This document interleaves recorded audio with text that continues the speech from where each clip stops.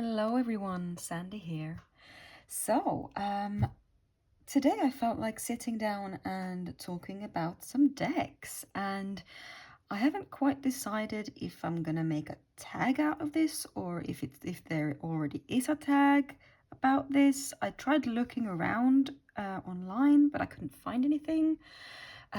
So if you've come across some similar tag to this, please make sure to leave a comment down below and I will link to that video as well. But basically, what I started thinking about recently are decks that have either changed my mind about something or that I have changed my mind about that deck. I don't know if that makes any sense right now, but I'll try and explain further. So basically, recently I got a deck that I fell head over heels in love with, and this was after I had written this deck off for years and years. I had just said to myself, no, this deck is not my style. I don't like the way the artist has depicted some of the characters and stuff like that. But the moment I got the deck in my hands, I had such an immediate connection to this deck that I just started thinking about if there are any other decks in my collection that have changed my mind or that I have changed my mind about, or that have in any other way influenced me to explore other types of decks. And I have a small collection of decks here that I wanted to talk to you about today. So I'm going to start with the deck that I was hinting at, that you've probably seen on my channel now a few times. And that is, to no one's surprise, if I can get this open, the Hansen Roberts Tarot. So basically, this deck had been on my radar for a while, like I said,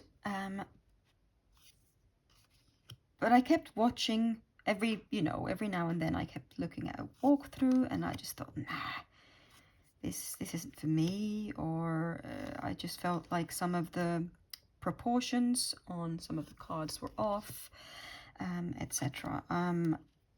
But honestly, you guys, I cannot describe or even explain why. I can't explain why I love this deck, and I cannot describe how much I love this deck. It's so weird to me.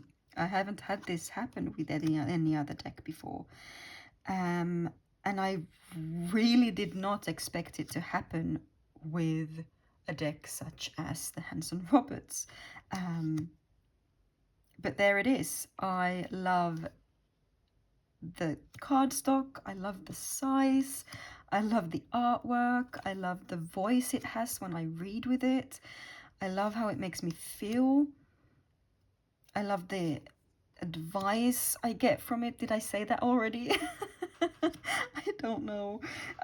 There is something very warm and comforting and genuine about this deck, and I have gushed about it several times in my latest videos, so that's why I thought I would start off this one with and get this one out of the way.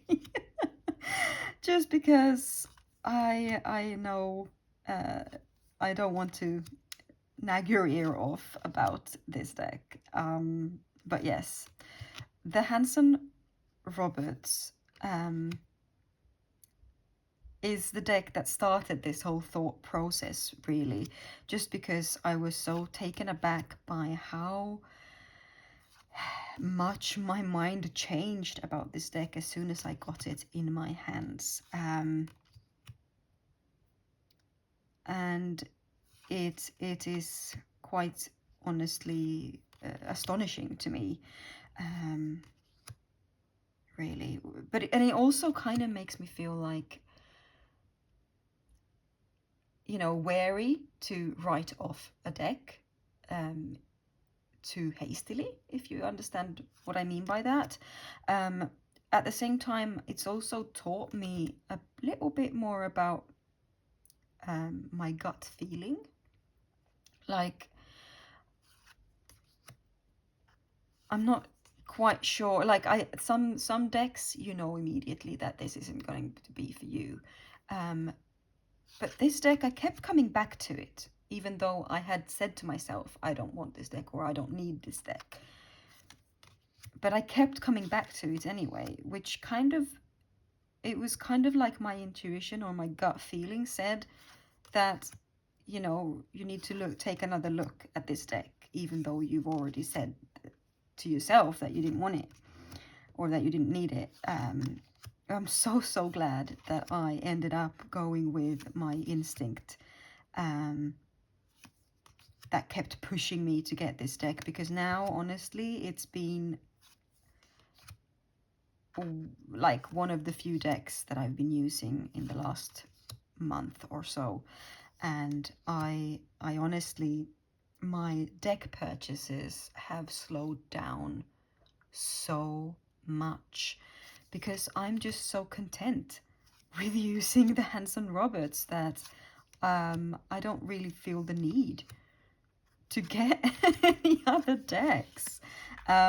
With that said, I have backed a couple of Kickstarters the last few days, but those have been Oracle decks. So yeah. The next deck I wanted to talk to you about changed my mind on a whole genre.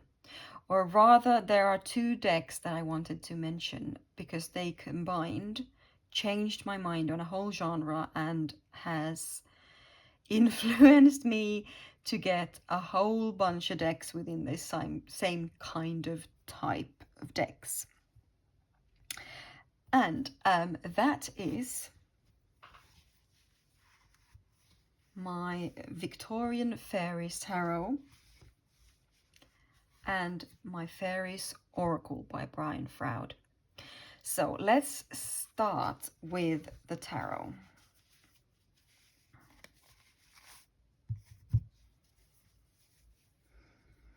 Now, this tarot deck has a very special place in my heart, and it's got a very special backstory as well.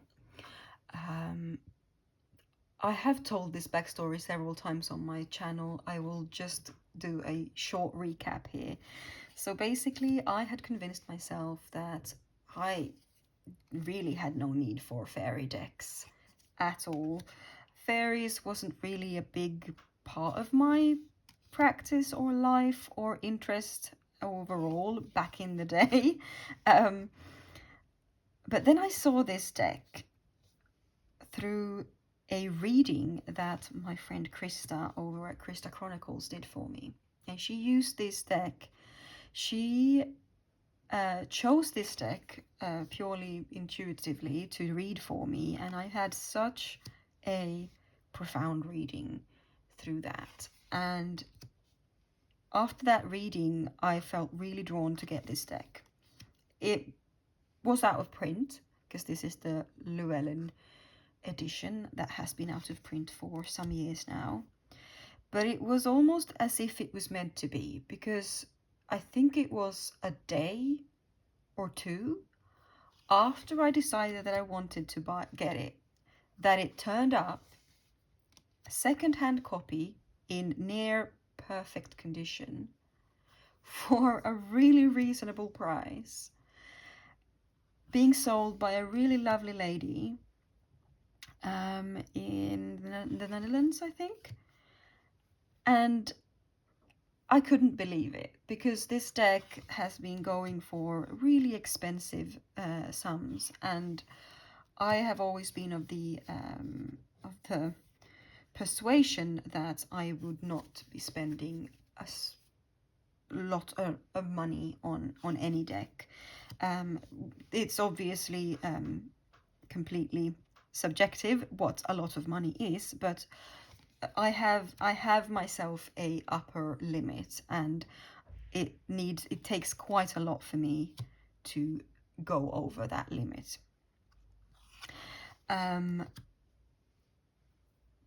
In any case, this deck kind of just rolled itself into my life by very little effort from my side, to be honest, and I felt so lucky. And after I received this deck, it still has a very faint scent left from the previous owner, but I'm saying scent because there is something very nostalgic about this scent. I cannot put my finger on it, and I have such a strong connection to this deck. And yeah, so this deck has opened up the world of fairy decks for me, and I cannot actually remember which one I got first. I do believe I got the Fairy Oracle before I got this, but it was only after, it was like kind of a combined effort between these two decks that I got into fairy decks, because then I got into using the Brian Froud Fairy Oracle, and this deck has been completely trimmed, so it does come with a border and titles, but I have trimmed them down to just the images, and I've edged it in this mustardy brown yellow to go with the backs. And I love the size of this now. It fits really, really well in my hand. But yeah, so speaking of profound readings, this deck is so on the nose every single time I use it, and you will hear this from pretty much anyone who has this deck. The guidebook with this deck is absolutely phenomenal, and the artwork is evocative, it's quirky, it's everything. I love this deck so much, and I can say that even though I use it very occasionally. It's kind of like, you know, how I might be speaking for myself here, but a really, really strong, luscious chocolate cake. You can easily say that you love chocolate cake, but I could not eat a really dense, rich chocolate cake in large quantities. You know, you want to have a relatively small sized bite, because otherwise, if I eat a big slice of chocolate cake, I will start feeling sick. So basically, what I'm trying to say here, the analogy I'm trying to make, is that this deck works best in small doses for me. So I might pull a card and read the guidebook and reflect on the message, and then I will have this one card up for a month or two, and then, you know, once I have properly kind of internalized the lesson that I got from the card, I might not touch this deck for a month or two or even 3, and then all of a sudden it will just call out to me, or I will have some problem in my life that, or some feeling that I'm struggling with or something, and I will pull a card from this deck and it will be spot on, and I will work with it the same way again. You know, have it out, reread the guidebook several times for the card, journal about it, sit and think and meditate about it, use the card as a reminder every day at my altar, just kind of, yeah, just working with the energy of the fairy for that time until it's you know, embedded in me, or until it has helped me through the situation that I came to it for, you know. So that speaking of this one, was one of my cards at the beginning of the year, that that helped me so much. Oh, I have such a strong connection to this card now. I almost cry every time I see it, and it's just, yeah, this deck, I just can't praise it enough. So these two decks led me down the rabbit hole of getting into fairy decks and having a hard time passing up on fairy decks. And now I have, I don't even know how many fairy decks I have, but they are a lot, or quite a few, and honestly, in the end, I always rotate back to these ones, but they all feel like they have something specific to say for some reason. And so, yeah, these two started my fairy interest, my fairy and fae obsession, and I am so grateful to these decks for that. Okay, so the next one is actually a little bit different. I'm going to probably stay zoomed in, so I'm going to move these in a little bit so we can enjoy the candlelight. The next deck I wanted to talk to you about might be a little bit of a surprise. This is a lovely deck by Krista, by the way, that I absolutely adore. So, the deck I'm going to show you now might be a bit boring to some of you, but it is the RWSmoth, but it is not the regular kind. So this one here is specifically the Conrad Stein 1909 facsimile copy of the RWSmoth. And this one just kind of revived or kickstarted my love for the RWSmoth. I've had other RWSmoths more as study decks, and I haven't really jived with them. Even the little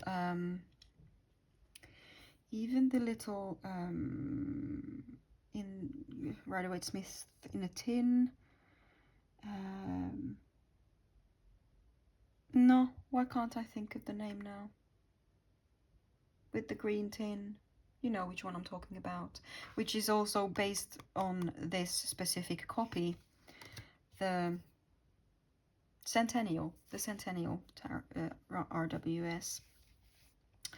I don't know what it is about this specific copy. I really wanted to get this in linen, but he didn't. At that point when I ordered this from Make Playing Cards, excuse my squeaky chair, at the point that I ordered this from Make Playing Cards, he didn't have this specific version in linen cardstock available. Now he does, with the blue backs, and I have been considering getting the linen edition just because I love to riffle shuffle linen cards, and I feel like that would be the ultimate version for me. This 1909 facsimile edition with linen cardstock, and I don't think I would ever need another RWSmoth deck. I'm not going to talk too lengthy about this, but what changed my mind, why this deck is in this category for me, or in this video, is I was kind of bored with the RWSmoth.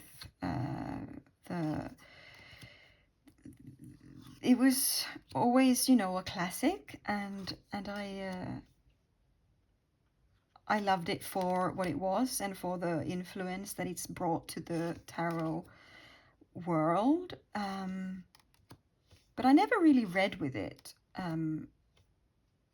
in that sense until this deck, until I got this, and I love it. It's just something about the colors and the way it feels in my hand, and the way that the way I edged it matches. It's just the whole thing together, and the way, I don't know, I love this deck so much, and I do use it. This one comes out for readings quite regularly, which is something I can't say about my other RWSmoth decks. So yeah, that's the RWSmoth deck I wanted to show you. The next deck I'm going to show you is also a deck I have raved about a lot on my channel previously, and that is the Dreams of Gaia. Now, this deck as well kind of had a similar story to the Hansen Roberts for me. I had written it off. I thought, no, it doesn't have the right system, or it deviates from the system that I'm used to, and I just thought to myself, I can't start with a new system. I really want to continue with the RWSmoth, etc., etc. But in the end, it turned up secondhand in one of the trading groups on Facebook, and the seller wanted a very, very reasonable price. I think I paid 12 euros, including shipping, from like Spain for this deck. And the reason why it was so cheap was because the previous owner had put like stickers on top and written all over them. The stickers were gone once I got my hands on it, but it was very used, like it was very tarnished around the edges, and some of the cards you can still see like the scribble marks when you turn it towards the light. But what I did was I trimmed off the tarnished borders. Here you can see a little bit of that, what I'm talking about, like the little indents from scratching over writing on tape and scratching it over and rewriting, stuff like that, you know. But anyway, the moment I got this deck, it changed my mind about it forever. The guidebook is absolutely phenomenal. The artwork and the colors are so deep and so alive. It feels like this deck is electric, or kind of like it's got a permanent light box behind it, because it shines, you guys. The artwork is shining. It's almost like, yeah, like you've got, like it's got a light emanating from within the card, and it's just magical. I absolutely adore it, and there has not been one single reading with this deck that has not moved me beyond, you know. It's just, this deck has a very special place in my heart and my collection, and it will not go anywhere. I have considered getting a new version so that I can have a completely blemish-free one, but for some reason it feels like this one was meant to come to me, with the price and the kind soul that sold it to me, and the modding I've done with it. You know, I've also edged it in black, and yeah, so this deck changed my mind about it because I had a lot of preconceived notions about this deck. Let's just leave it at that.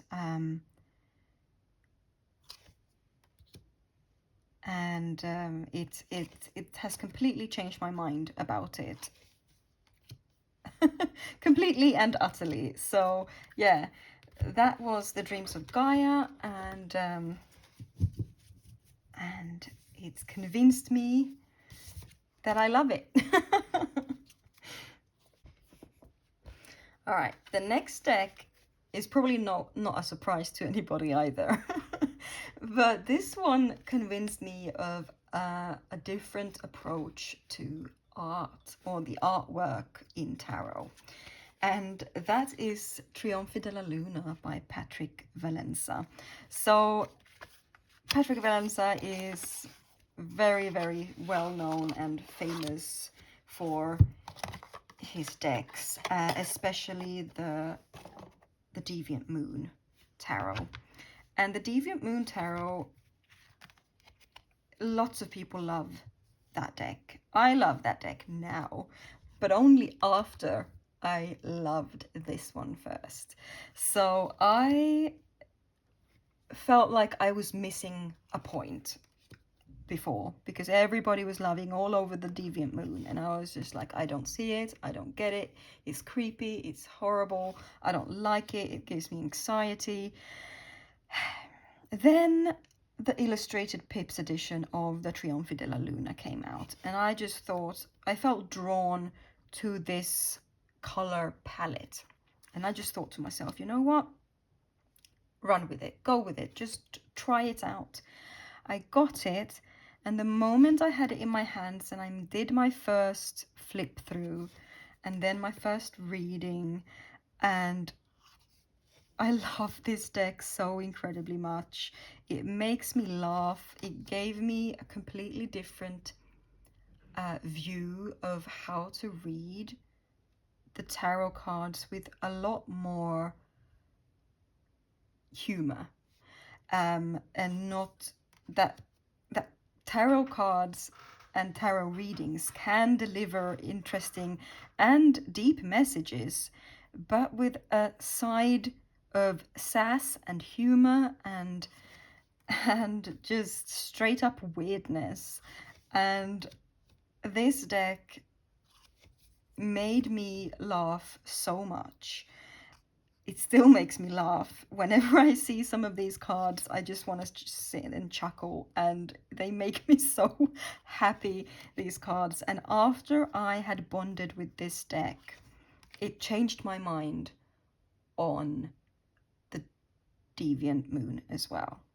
And now I love the Deviant Moon, I love the Triump De La Luna, I have the Summer Twins Oracle. I have been thinking about getting some other decks by Patrick Valenza eventually. I have been keeping my eye open for the Deviant Moon Oracle that is about to come out hopefully soon.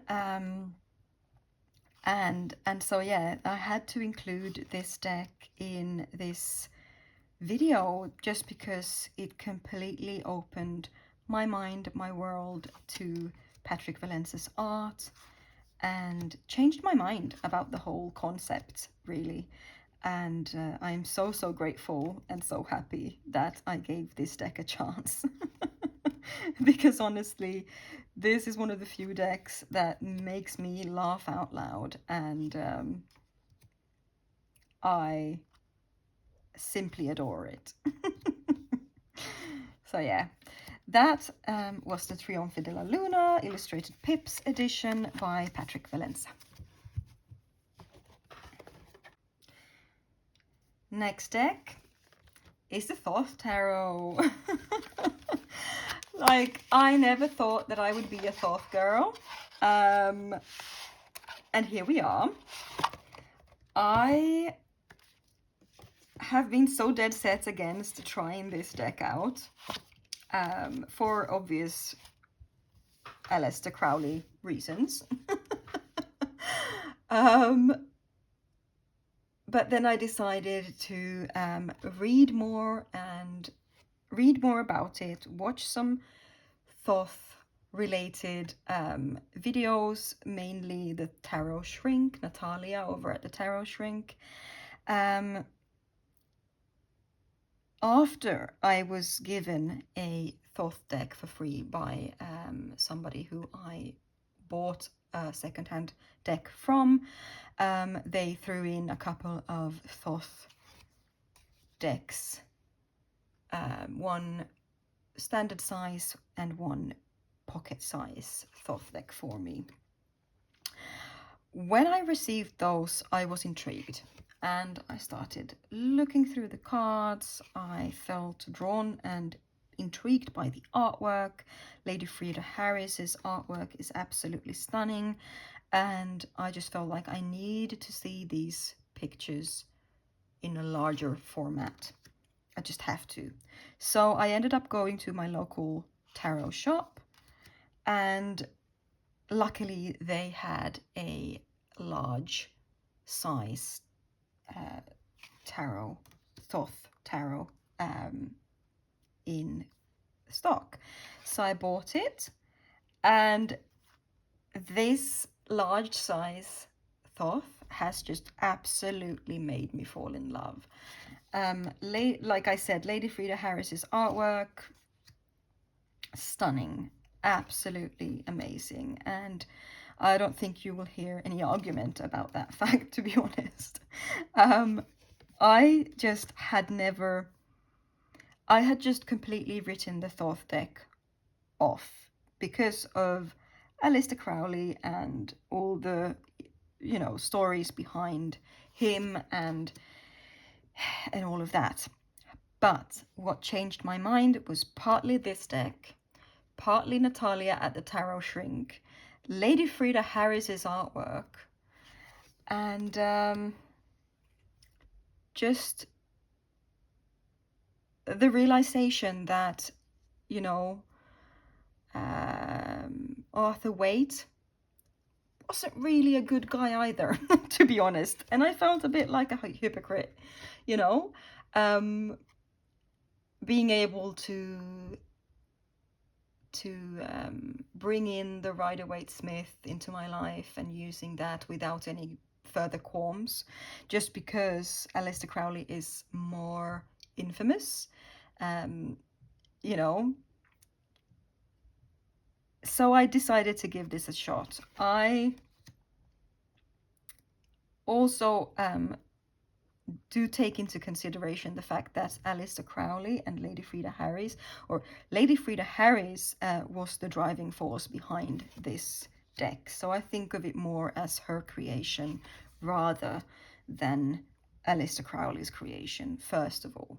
Second of all, I also do take into consideration that most of the really horrible and infamous things, as far as I know, that Aleister Crowley got up to happened in his more youthful days, whereas the creation of the tarot happened when he was older, when he was basically retired, I think around his 50s, 60s, something like that. He was a tired old man when he created this deck with Lady Frida Harris, and he had learned life lessons. He had probably learned from his mistakes quite a few things as well, and I don't know the full story about Crowley. There is only so much Crowley that I can stomach, to be honest, but this is just me trying to explain to you how I have rationalized it for myself,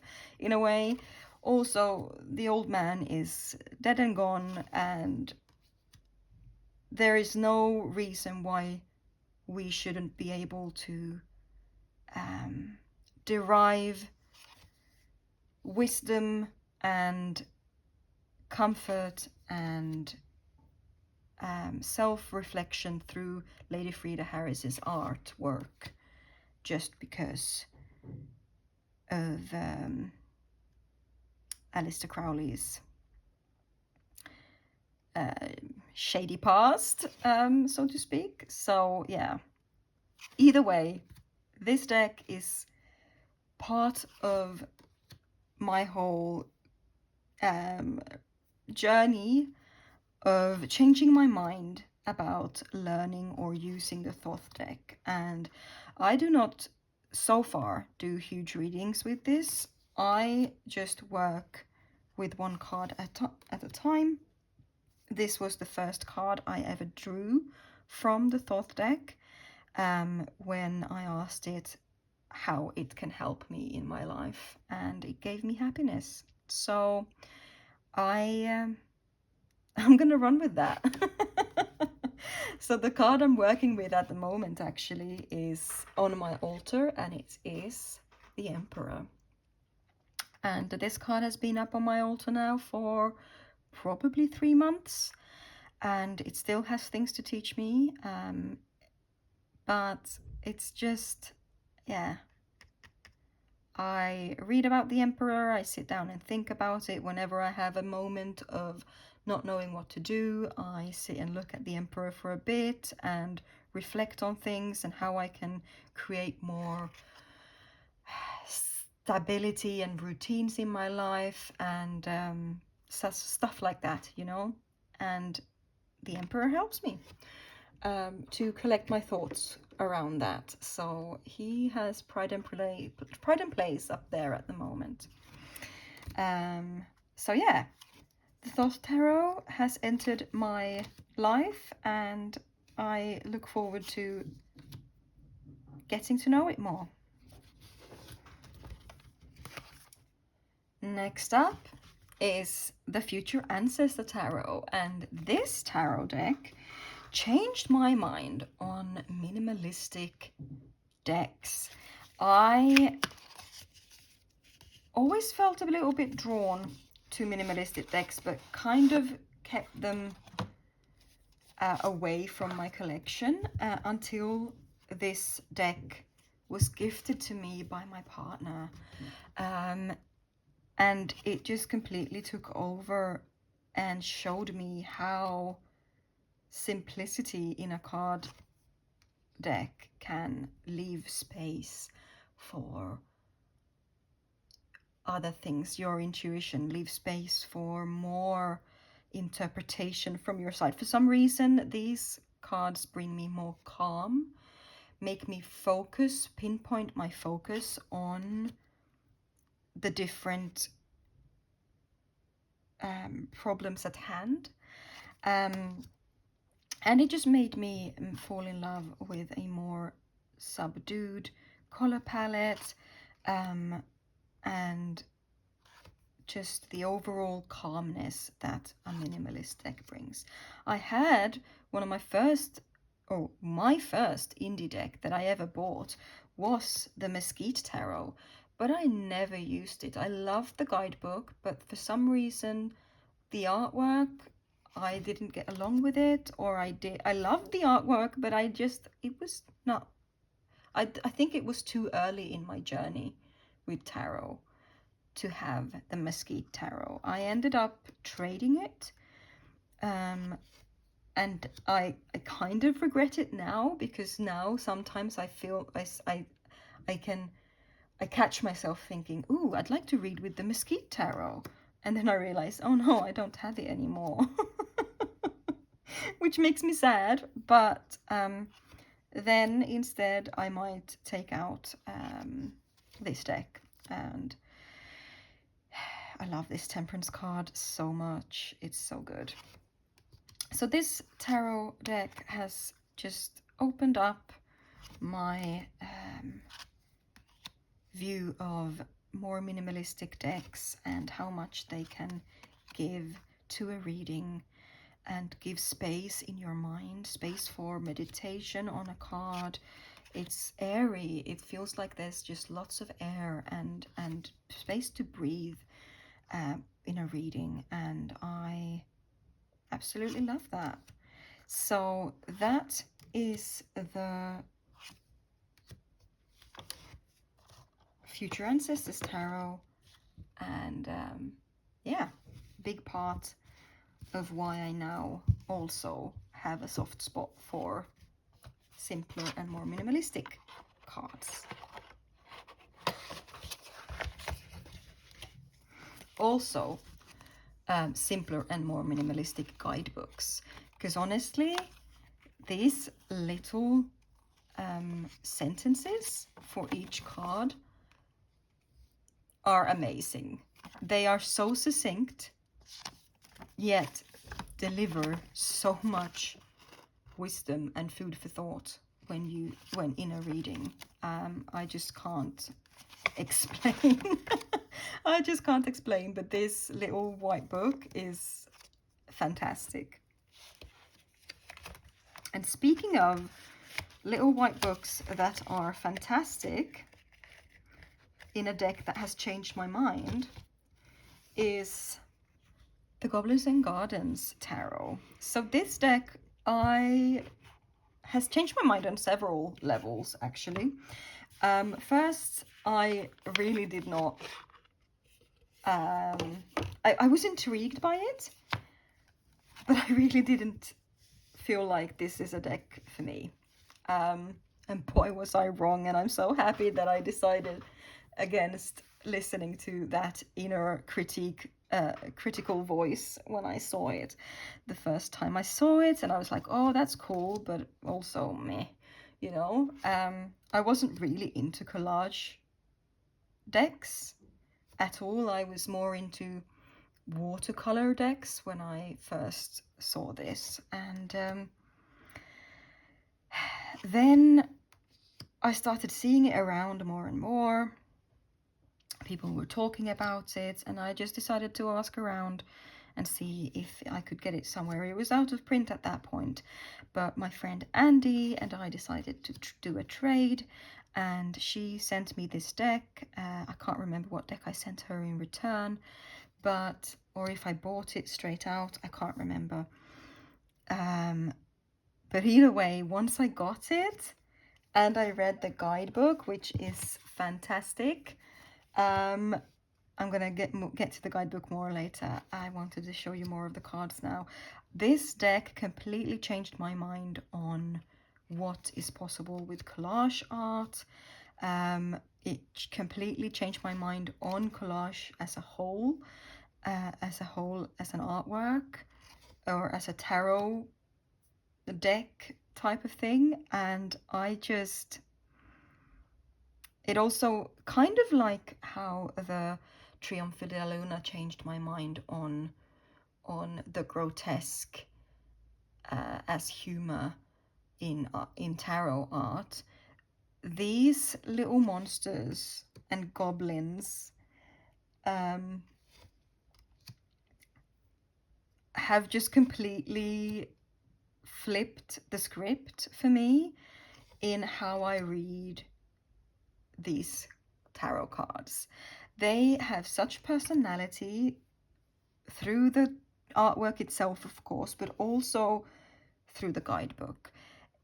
It's like whenever I pull a card and I don't understand it and I read the guidebook, it's almost like the characters in the card take on a whole personality that I did not see before, and it just brings me and reminds me of, you know, judging things by its cover and seeing beyond and looking deeper, feeling deeper. And I don't know, there's just something so magical about this deck, and the shuffle is absolutely amazing.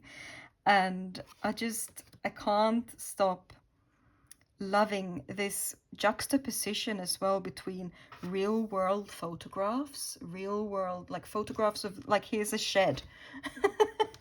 Here's a shed, and this little monster here is holding a shovel, kind of like he's coming out, he's stealing a shovel from this shed to work in the garden. And it's so humorous, and it feels like these are kind of spiritual beings, because it's the black and white kind of cartoony art style juxtaposed with real photographs, other types of art forms, art styles, realistic paintings, and it does something to the meaning of the tarot, of the cards, you know, that completely twists it on its head, but still it just shows you a different side of the card that you have never or might have never thought of before. So, for example, I'm going to draw a random card here. The Magician. Oh, brilliant. Right. So here we've got the Magician, and I will read from the guidebook for the Magician.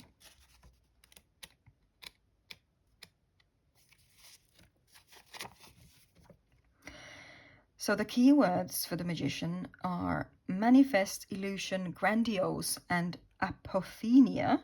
Apophenia, and a word that I will need to look up because I have no idea what it means. That's how it's spelled, in case you wanted to look at it yourself. Right, and here's the thing with this guidebook. It's written all of the descriptions as like in verse, as poetry, basically. And here's what it says about the Magician. The Magician is standing at the edge of one world and another. The lightning rod, the dazzling individual. To be both conduit and creator is to live with only one foot planted. The Magician appeals to the storyteller in all of us. They turn the page. They fold time and space. They ask us to look beyond. Can you see through the page? If you write a story, when are you no longer responsible for it? And it's just so beautiful. I cannot express how much I love this little white book. And it always makes me think, and it always makes me wonder and see these cards from different points of view. And even if I don't understand a specific artwork on a card,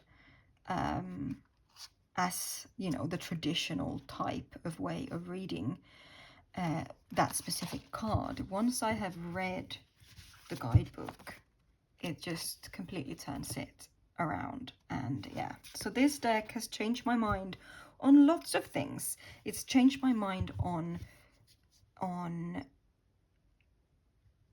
like where to even start. It's changed my mind on collage decks. It's changed my mind on several cards, you know. It's changed my mind in how I view certain cards. It's changed the way I can read certain cards.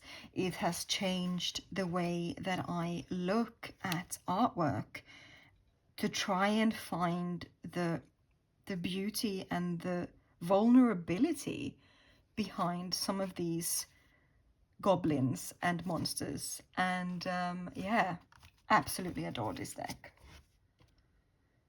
Next up is the Tarot of Curious Creatures, and I have mentioned this deck probably way too many times on my channel already, but I had to include it in this video because it has changed my mind on the creator, Chris-Anne. I first heard about Chris-Anne through her tarot deck, the Lightseers Tarot, and I followed the creation of the Lightseers Tarot, and I thought that this deck looks really cool. Then I looked at some walkthroughs, and I just felt like, no, this is really not for me. It felt too young, it felt too Coachella, it felt too, I don't know, it didn't feel like the right fit for me. Then I saw this deck coming out, and I thought, maybe it looks fun. I do have a soft spot for anthropomorphic animals, but really, this deck kind of solidified that love for me after I got it. So I had an inkling of a preference for anthropomorphic tarot decks, but it was this deck that completely solidified that love for me, and that now has caused me to have several different anthropomorphic decks, and I probably will get more. But really, this deck completely changed my mind on how I read tarot, how opened my mind for more joy and more self-love as well. And Chris Ann's guidebook for this deck is phenomenal. Absolutely, hands down, so good. And I absolutely adore this deck. This deck is a deck that I bring out whenever I need a pick-me-up, whenever I need to read on a difficult subject that might be a little bit sensitive, a sensitive subject. It will approach it with tenderness, respect, and a little bit of humor thrown in there, just to alleviate a little bit the strenuous part of the situation, you know? Like, this judgment card absolutely cracks me up every time. I love it so much. And this deck, I can't really get enough of it. I don't use it nearly as much as I probably would or should. But it's just, it's a comfort to know that it's just always there anyway, you know?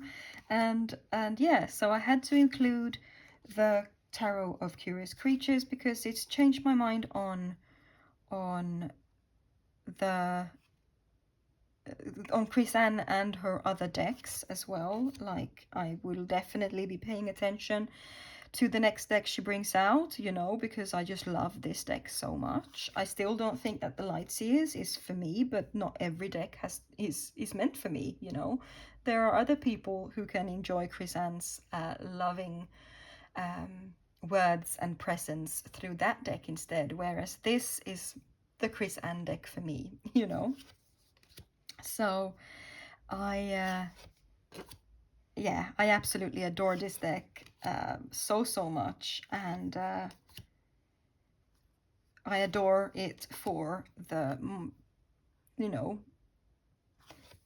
the changes that it has also, you know, inspired in my ways of thinking. So that was the Tarot of Curious Creatures by Chris Anne. Right, last but not least, I'm going to talk to you about the Crystal Tarot. I mean, yes, what a random deck to pull out at the end. I suppose. This is an older deck. I will need to look at the copyright. It says here copyright 2004, so it's not that old. I thought it was a lot older, actually. But yeah, so this deck is actually an older version of the deck that I picked up secondhand when I visited Watkins in London last summer. So these are not the current backings of this deck. This deck actually has like a backing that kind of goes more with the with the fronts nowadays. But anyway, the reason why I am bringing out and talking to you about the Crystal Tarot is because this deck completely changed my mind about pips. I had not been very much into pips, but it's just the artwork. I need to zoom in more for this deck. You need to see this gorgeous artwork. I love the artwork in this. It's just so beautiful, and the pips are breathtaking. I honestly cannot get enough of this deck. It's so pretty. I haven't learned properly how to read with it yet, but these pips have made me want to learn. you know? So it's changed my mind about pip decks. I really could also include the Squid Cake Tarot here, because it further changed my mind on pips, but the all of the credit needs to go to the Crystal Tarot, really, because I got this deck after I got the Crystal Tarot because I wanted to learn more about Marseille and pips, and I also got a couple of books more as well. I haven't dug into it yet because, you know, a girl can only do so much. And I am, you know, I have my hands full with a lot of other things at the moment. But it's there for when I get the itch. So that's good. But anyway, the Crystal Tarot, got it on a whim because it was in the second-hand shelf at Watkins, for just a few quid. Love this artwork. Just look at this Empress. Just need to bring this up for you so you can take in the gorgeousness of this artwork. The artwork, by the way, is made by Elisabetta Trevisan.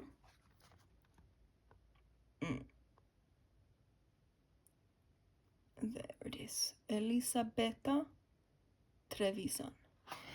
And I just, it brings me just the feeling of awe that you sometimes want to have with a tarot deck, you know? Like you want to pull out cards and put them next to each other and just see how they flow together, and how the color palette overall in this deck is just absolutely gorgeous. And so my want and need to work with this deck completely just fired up my hope to one day be able to read properly with a pip deck. This pip deck in particular. So yeah, I mean, just look at this Knight of Swords. Look at the colors. Oh, I could gush so much about this deck, but let's have a little quicker look through so I can show you some more of the pips. It's not lazy pips, it's creative pips. It has just such a flow of color and textures, and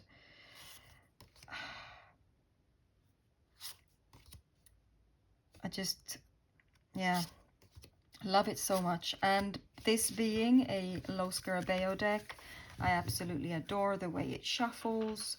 And I'm just gonna pull a few cards out because I want to show you what these cards look like next to each other, because it's just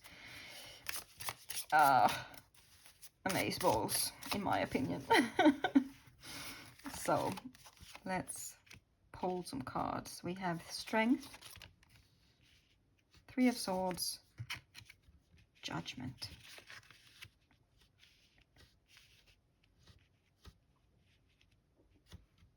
I mean,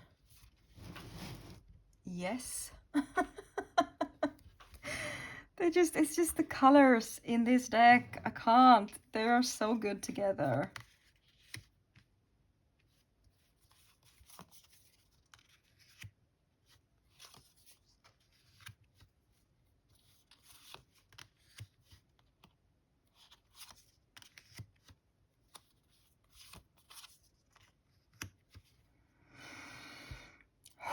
Right. All right. I'm going to stop gushing now. Anyway, this is the last deck I have to show you. I could probably have included a bunch more decks that had changed my mind, or has changed my mind in one way or the other, but I had to draw the line somewhere, and these were the ones that immediately stood out to me when I was perusing my shelves. And so I would like to invite you to participate and show me some of your decks that has either changed that you have changed your mind about, that you initially didn't like and then you worked with it and you completely just clicked, or decks that have made you change your mind about a specific type of tarot deck or a genre of artwork, or really just, it's open, just go with it wherever you want to go with it, just like within the scope of changing your mind, um, or your perspective on something. So yeah, I haven't quite decided on the name of the hashtag yet, but that will be down below in the title and everything. So yeah, I hope you join in. I hope you had a lovely time. Hope you enjoyed this. And yeah, please take care of yourselves and be well. And I'll see you in my next video. Bye.